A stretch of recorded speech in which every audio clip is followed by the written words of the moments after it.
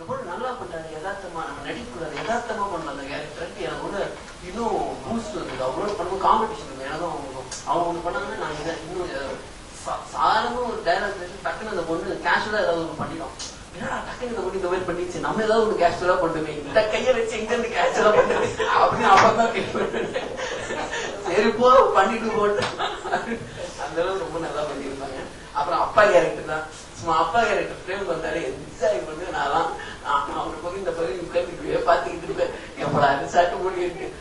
அப்பா உள்ள entry ready ready ready அப்படின்னு டைரக்டர் கேமரா பண்ணி யாருமே ரெடி சொல்ல மாட்டாங்க. அப்பா மட்டும் அந்த பக்கம் வருமா, யாரா அவருக்கு சவுண்ட் வருது திரும்பி பார்த்தா அப்பா இங்க போய் போலாமா அப்படின்னு, போலாம் போலாம் ரெடி. ஒரே என்ஜாய்மெண்டா இருக்கு ராமராஜ் சார் வேற. Thanks sir, thank you. அபிஷேக் பத்தி பேசுறேன். உண்மையிலேயே எஸ்பிபி சாரோட தம்பி பையன் தெரியாது. ஃபர்ஸ்ட் எனக்கு சொல்லும் போது ஒரு பையன் 6 பேர் வந்தாங்கன்னு எனக்கு தெரியும். அதுல மியூசிக் எல்லாம் மட்டும் எனக்கு அனுப்பிச்சு விட்டாரு, மெயில் அனுப்பிச்சு விட்டாரு, கேளுங்க இருக்கீங்க. அப்ப வந்து ஒரு பையன் மட்டும் என்ன பயங்கரமா இம்ப்ரெஸ் பண்ணிட்டான். ரொம்ப இனோவேட்டிவா இருக்கு அவன் செய்யறது. எனக்கு சொன்னா ப்ரொஃபஷனலா இருக்கான் அப்படின்னு சொன்னாங்க. சரி யாரா அந்த பையன் பாருங்க, நான் வந்து வேற மாதிரிலாம் கரெக்டா வச்சிருந்தேன். ஒரு தரம் வேற மாதிரிலாம் யோசிச்சு வச்சிருந்தேன். சரி பயங்கரமா இருக்கு பாத்துருவோம் அப்படின்னு. ஏன்னா மியூசிக்ல ரெடி பண்ணிட்டு செம்மையா பண்றாருங்க. அப்புறம் எஸ்பிபி சாரோட தம்பி பையன், என்ன சொல்றீங்க எஸ்பிபி சாரோட? ஆமாங்க ஒண்ணுமே சொல்லவே இல்லை, இவ்வளவு சிம்பிளா இருக்கு பையன். சரி ஓகே மீட் பண்ணுவோம் கண்டிப்பா, எனக்கு ரொம்ப இம்ப்ரெஸ் பண்ணிட்டேன், கண்டிப்பா மீட் பண்ணிக்கணும். ஆபீஸ்ல இருந்து நான் ஒருத்தர் வந்தாப்புல வந்து சார் சரி கூப்பிட்டுருக்காங்க, ஏதோ டீ பண்றது எதாவது பேசிடுவாங்க, சைட்ல ஏதோ ஏதோ அது பண்றதுக்கு தெரியும், வேற ஏதோ டெக்னிக் பேசிட்டு மியூசிக் டைரக்டர். மியூசிக் டைரக்டரா? சின்னப்பா வயசு உனக்கு பார்த்தா வயசு இவ்வளவு சின்னதா இருக்கிறீங்க அப்படின்னு. அப்புறம் சொன்னது வயசு முக்கியம் இல்லைங்க, என் டேலண்ட் ப்ரூவ் பண்ணுங்க சூப்பரா பண்ணிருந்தீங்க. Thank you so much. அபி வந்து உண்மையிலே செம்ம சிம்பிளான பையன், இந்த ஆணவமே இருக்காது, செம்ம கேரக்டர். எனக்கு ரொம்ப பிடிக்கும் அபிய. எப்போ மியூசிக் கம்போஸ் இருந்தாலும் அவன் கூப்பிடுறாங்க, நான் ஓடி போயிடுவேன். நான் போகிறீங்க நானும் பார்க்க மாட்டேன், போயிட்டு நான் நிற்பேன். வந்து அப்போ எதுவுமே வேண்டாம், அப்போ கான்சன்ட்ரேஷன். நான் ஏதாவது பேசிக்கிட்டு இருப்பேன் அபிகிட்ட, ஏதாவது சும்மா லோட பேசி ஏதாவது காமெடி பண்றதுல மொக்க போட்டுட்டு இருப்பேன். போட்டுட்டு இருக்கும்போது மைண்டே பண்ண மாட்டான், நான் ஒருத்தன் பேசுறேன் நீ வேலையை பாரு அப்படின்ற மாதிரியே வேலையை பார்த்து கொஞ்ச நேரம் ரிலாக்ஸ் பண்ணி பேசிடணும், இதை முடிச்சுட்டு முடிச்சுட்டு வேலையை பார்ப்போம். இந்த மாதிரி பையன் வீட்டு செட்டா ஃப்ரெண்டா முதல்ல இவன் கட்டி விடுமா அப்படின்ட்டு அங்கே பேசியா போயிட்டு அந்த அளவுக்கு ரொம்ப சீரியஸ் செம்மையா படத்துல கான்சென்ட்ரேட் பண்ணி பண்ணுவாங்க. கான்ட்ராக்ட் அப்படி அவங்க டெஸ்ட் நிறைய சொல்லுவோம் பண்ணிக்க சொல்ற அளவுக்கு எனக்கு வாழ்த்து சொல்றது வயசுல நான் நிறைய படம் பண்ணுவேன் விட்டு. அப்புறம் வந்து இந்த படம் முடிச்சுட்டு 1.5 வருஷத்துக்காக படம் ரெடி ஆயிட்டு எப்படா அந்த படம் வரும் அப்படின்னு பல தடவை கேட்டேன் சரி சரிட்ட. ஏன்னா காதல் சொல்ல வந்து முடிச்சு எனக்கு படம் கிடையாது, இந்த படத்தை முடிச்சு எனக்கு படம் கிடையாது. அப்புறம் நான் யோசிச்சேன், சரி ஓகே ஒழுங்கா படிச்சு வேலை படம் பார்த்து செட்டில் ஆகி கல்யாணம் ஓரமா போயிட்டு இருக்கா அவசரப்பட்டு காலேஜ் இருக்குன்னு யோசிச்சேன். நானே பல தடவை ஜெயலலிதா சார் கேட்டுருக்கேன், சார் பேசாம வந்து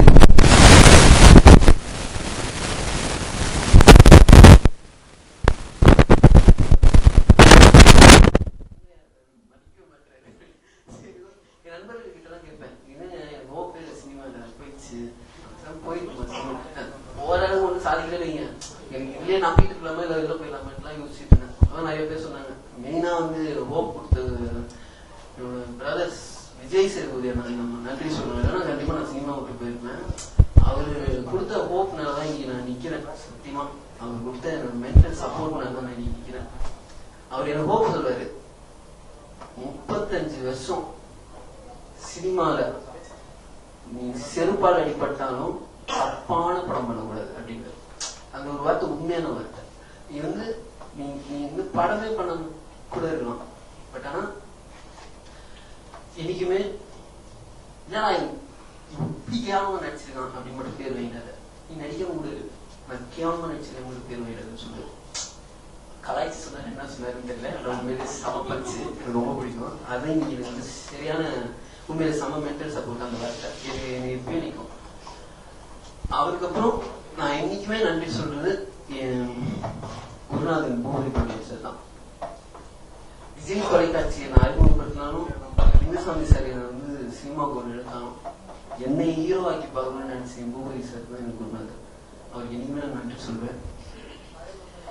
இந்த படம் இன்னைக்கு வந்து ரீச் ஆகிருக்கு, எல்லாருக்கும் தெரியுது அப்படின்னா கண்டிப்பா செல்வாசரம் பத்திரிகை தொலைக்காட்சி நீங்க தான் இந்த படத்தை பூஸ்ட் பண்ணுங்க.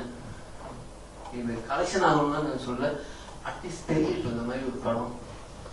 இதுல வந்து ஒரு சென்சிட்டிவான ஒரு விஷயம் எனக்கு தெரியணும். உங்களோட ஹெல்ப்பால தான் நாங்களாம் வரணும். எங்கெல்லாம் சினிமா பேக்ரவுண்ட் இல்லை, சத்தியமா இல்லை. எங்களுக்கு தான் யாருமே பேக்ரவுண்ட் இல்லை. எனக்கு நிறைய மைனஸ் இருக்கு. எனக்கு நிறைய உண்மையில நான் படம் பண்ணாம இருக்கிற காரணமே அதுதான். நான் ப்ரொடியூஸ் பண்ணுவேன் அப்படின்லாம் நிறைய பேர் சத்தியமா எனக்கு அது வேறங்க. ஒரு நட்பு இப்ப எனக்கு ஒரு ஃப்ரெண்டு இருக்காரு, ஃப்ரெண்டு தாங்க. அது வந்து தப்பா ப்ரொஜெக்ட் ஆயிடுச்சு. அதுக்கும் எனக்கும் சம்மந்தம் கிடையாது. நான் வந்து ஒரு நட்பான ஒரு ரிலேஷன்ஷிப்ல இருந்தேன் எங்க அப்பான்னு ஒருத்தர். அதையும் நான் சினிமாவையும் கம்பேர் பண்ணாதீங்க தயவு செஞ்சு.